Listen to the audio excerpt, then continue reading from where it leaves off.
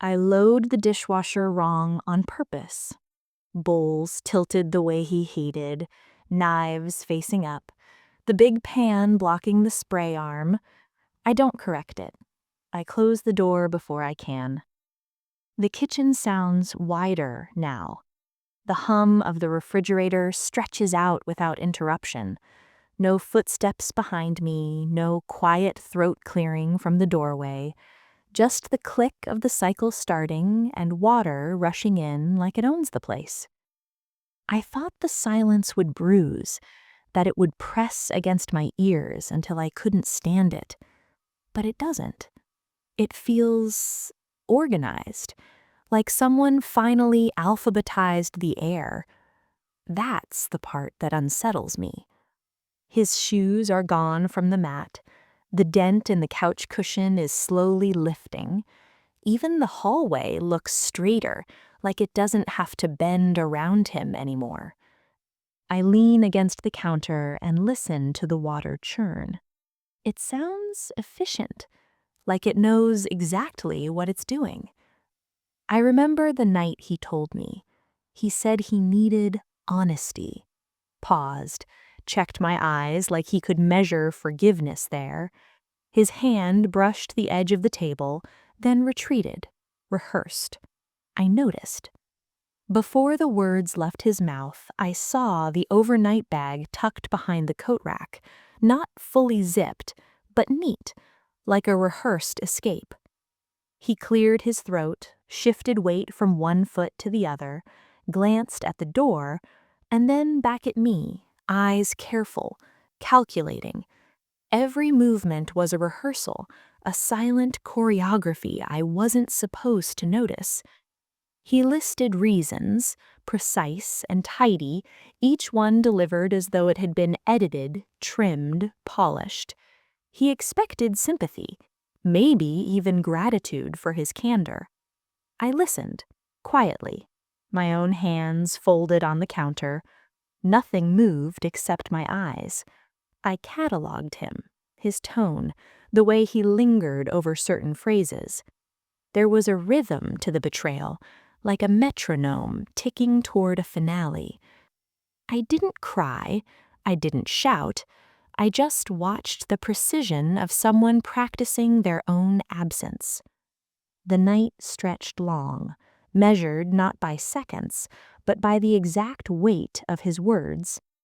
I wondered briefly if honesty always had to hurt so much, or if it could be simply observed, like reading the weather through a window. By the time he left, the room felt smaller, not because he was gone, but because I had already memorized the way he would go. I saw her name before I ever met her. It was on the shared streaming account. The little icon blinked at me from the login screen. New profile name where mine had been. I didn't gasp. I didn't slam the laptop shut. I just stared. Emily. I said it quietly to myself, twice. The syllables rolled off the tongue without weight. She felt smaller than I thought she would. No sudden anger, no trembling pulse, just recognition, a name, a person who existed somewhere else in the world, not here, not really. I clicked through the menus, noting the shows she had saved. I didn't watch. I catalogued, observed, curious, clinical, polite in my detachment. Her presence in my life was a footnote now, a brief edit in a paragraph that had already been written. I tested the name aloud again, still ordinary, still easily ignored if I wanted it to be. And for the first time in weeks, I realized I could measure her without letting her measure me. She was just a name, a blinking cursor, a momentary punctuation in the sentence of my life. I closed the laptop slowly, deliberately. The air in the room settled differently after that. Not empty, not haunted, just rearranged. I spread the folders across the dining table, careful not to let them overlap. Taxes first, Then joint accounts, property deeds, bills, receipts, everything we had built together, cataloged in neat stacks. I don't sort angrily.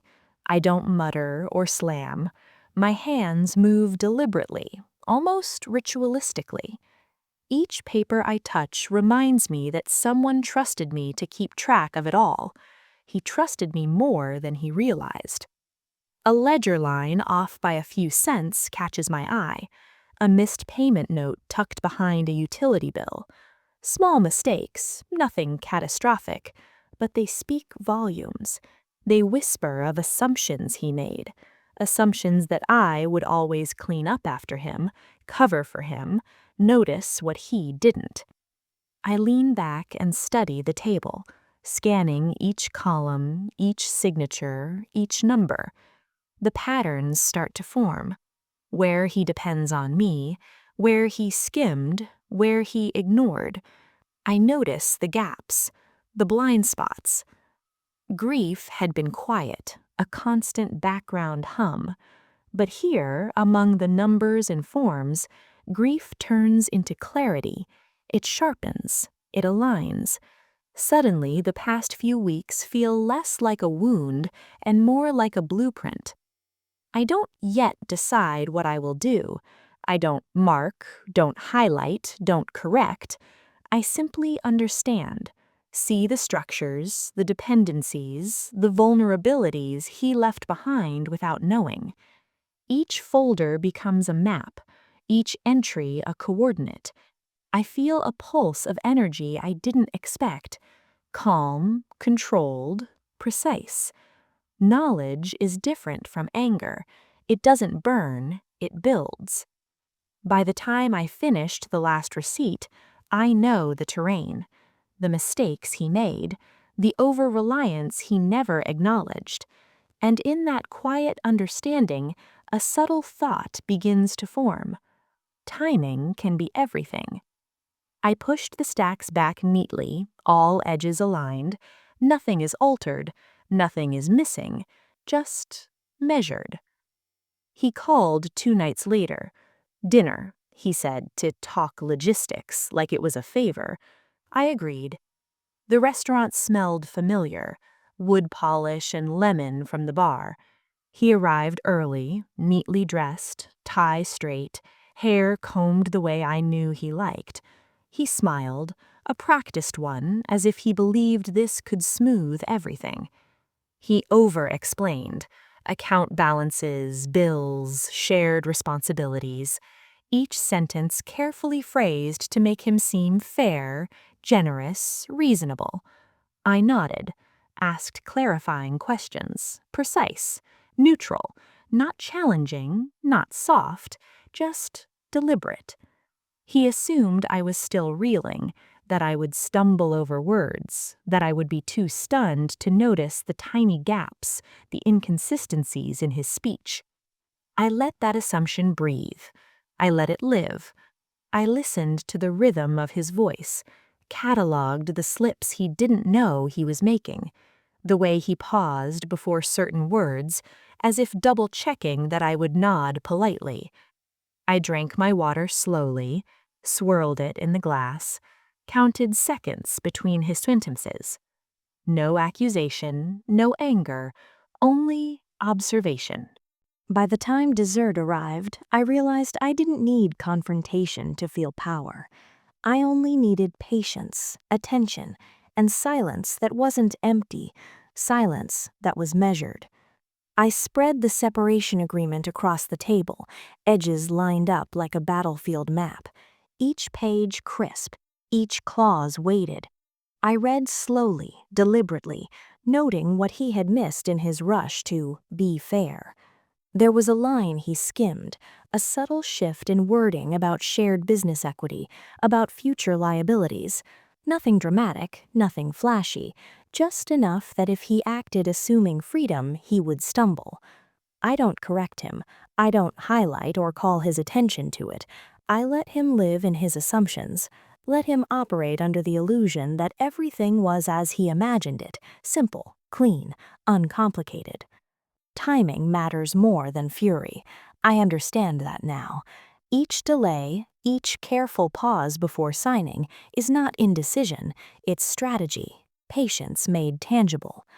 I imagine him filing paperwork elsewhere, confident, unaware. The small power he surrendered by missing a detail will eventually press against him, quietly, without spectacle. I reread the sentences again, the legal language, the ifs and buts, the subtle connections between shared assets and liabilities. My pulse is steady, calm, nothing excitable, no triumph yet, just understanding. It occurs to me that revenge doesn't need shouting, it doesn't need confrontation, threats, or dramatics. It only needs observation, precision, and letting time do the work.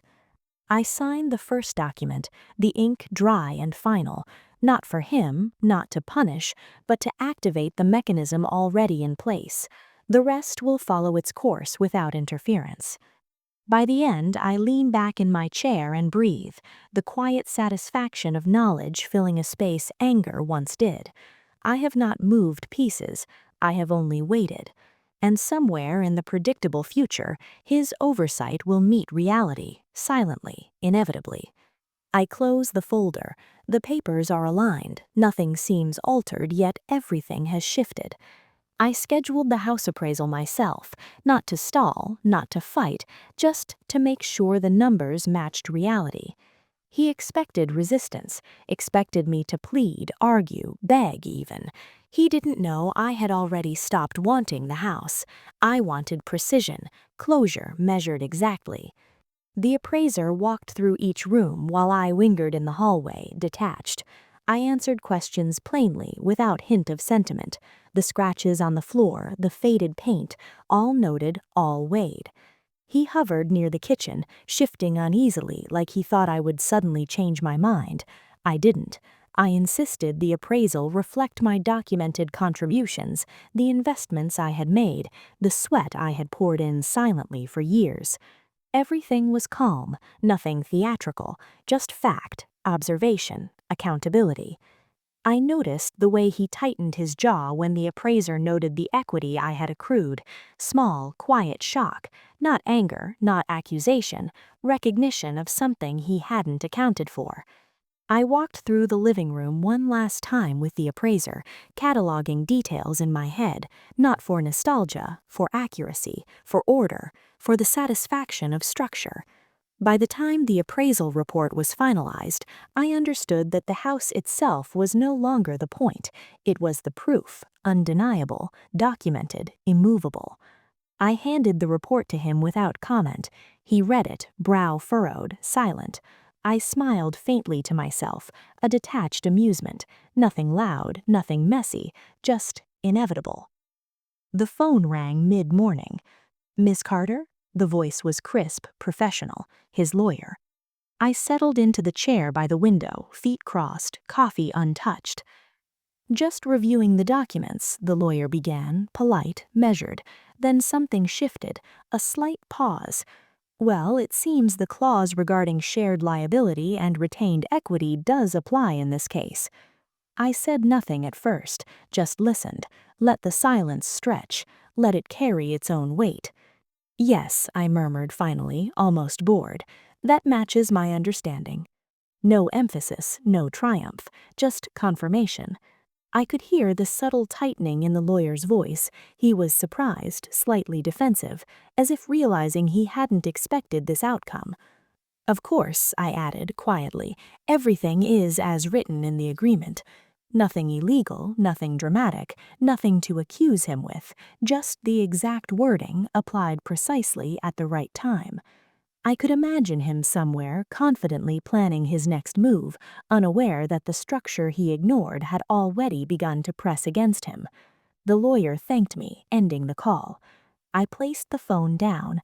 A quiet satisfaction lingered, not in the failure of others, but in the inevitability of it. He had assumed silence meant passivity. I had learned otherwise. Timing, observation, patience. Sometimes the last word isn't spoken, it's lived. I met him in the parking lot, the air between us sharp with distance, but not tension. He leaned against the car, brow furrowed, eyes flicking to the ground and back at me, confused more than angry. I thought, he started, voice uncertain. I let it hang. I didn't interrupt, I didn't explain. I simply shook my head lightly, not in anger, not in judgment, just refusal. I won't be fixing this for you, I said, plainly. The words weren't loud, but they landed. He swallowed, nodded, paused. His mouth opened once, then closed again. I didn't wait for apologies or explanations. There was no need. The lot smelled like asphalt warmed by the sun, faint traces of rain from the night before. Cars hummed in the distance, ordinary. The world kept moving, indifferent. I stepped back, letting the space between us be enough to breathe, enough to recognize that revenge isn't about hurting him, it's about no longer carrying him. He turned, slowly, hesitated a moment, and then walked toward his car. I watched him go, not triumphantly, not resentfully, calmly. The weight I had carried, the waiting, the planning, the observation, settled into quiet air around me, light, measured, complete. I slide the pen across the final page, the ink crisp and permanent. I keep my name where it belongs, the investments, the work, the portions I built myself. I remove it from what never belonged to me. Nothing flashy, nothing vengeful, just accurate, documented, inevitably complete. I lean back, hands folded in my lap. Quiet fills the room, thick and precise. I realize the last word wasn't spoken aloud, not in arguments or texts or calls. It was lived silently through patience and understanding. A thought drifts unbidden, soft, almost private. I didn't expect anyone to stay this long. I stand, walk to the kitchen. The dishwasher hums its last cycle, water still warm. I open it, arrange the dishes properly this time, bowls facing down, knives pointed carefully, not for him, not for judgment, for me. The house feels settled now, aligned with the life I choose to lead. The air is quiet but no longer empty. I am present in it. I close the dishwasher door and step back. Everything is as it should be. Everything is mine, yet nothing is loud, just measured, just finished.